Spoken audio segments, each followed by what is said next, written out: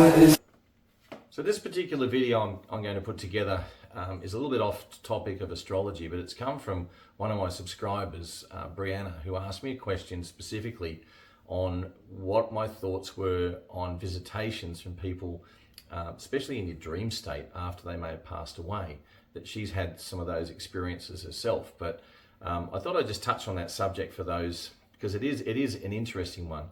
As an astrologer, generally speaking, you can be an astrologer without necessarily being psychic, because it is purely mathematical. And when I say purely mathematical, based on where the planetary positions are, and it's got a system, and you can work with that, and you can be very logical about it.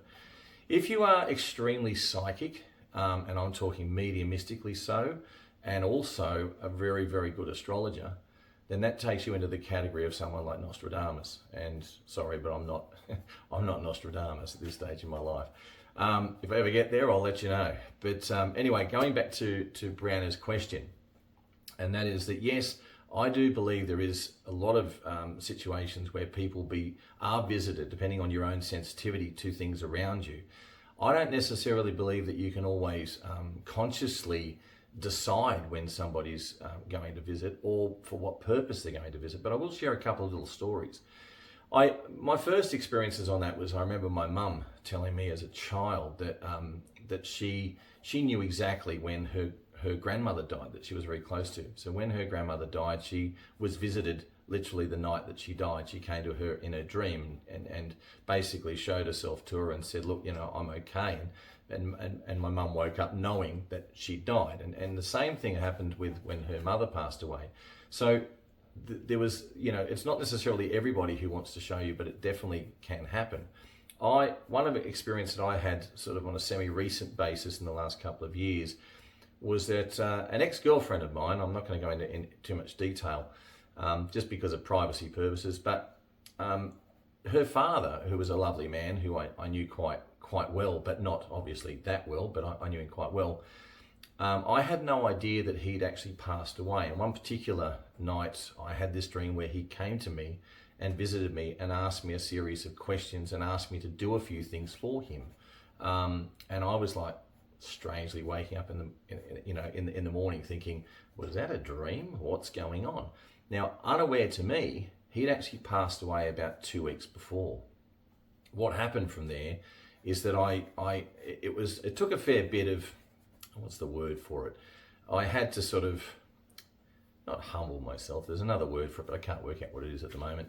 I primarily I spoke to a friend of mine that particular day. It was interesting because I got up that morning and I arranged to have a conversation with a friend of mine I hadn't spoken to for about 1.5 years, maybe even 2 years, who was also friends with her and currently was. And we had a conversation on the phone and talked for about 1.5 hours. And then I sort of said to this particular person, well, I had this interesting dream last night.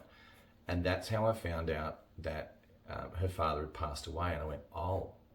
And then I explained to that particular friend, this is the message and this is what he said. He said, well, maybe there's a reason and maybe you should do that. So I then got to the point where I put a call in and they answered. And she said to me specifically, she said, I've been asking my dad to give me a sign that he's okay, that everything's all right, and everything's, where he's at. And I had a situation there where I was able to pass on a message, and that message made a lot of sense. And also I sort of said, well, I don't know what it is, but he chose me. So out of all the people to choose to come through, he chose me. Now, the reasoning behind that could be as simple as the fact that there's no one else in her life that actually has the capacity for someone to approach or get close to enough to be able to make sense of it, 2, believe it, and 3, actually relay the information and relay the message. So that was what happened to me in this particular instance. So, Bree, I would suggest that if those sorts of things are happening to you or happening to anybody, to pay attention to those dreams. And sometimes dreams are either precognitive, so i.e. they can be of the future. There is also the concept that your dream states are actually another existence or another dimension that you're currently living at the same time. So there's something to think about as well. But look, in general, I'm absolutely a firm believer that particular communication occurs, and it occurs on a semi-regular basis. Some people more than others, but obviously not every single day we have someone close to us or someone around us that passes away.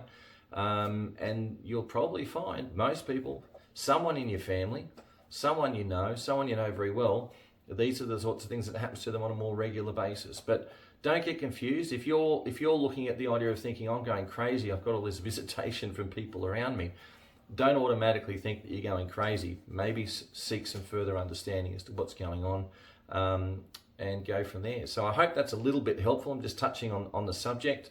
But yes, definitely this is something that is real, and it does happen. And I do believe that once that spirit has transitioned to another realm, there is that veil in which they can communicate. And especially in that alpha sleep state where you're sort of half awake, half asleep, is usually the time when that communication happens, because then you're also semi-conscious enough to remember that particular state and actually be able to communicate back within it. So anyway, I look forward to hearing any further questions on that, and anything else I can help you with. Cheers.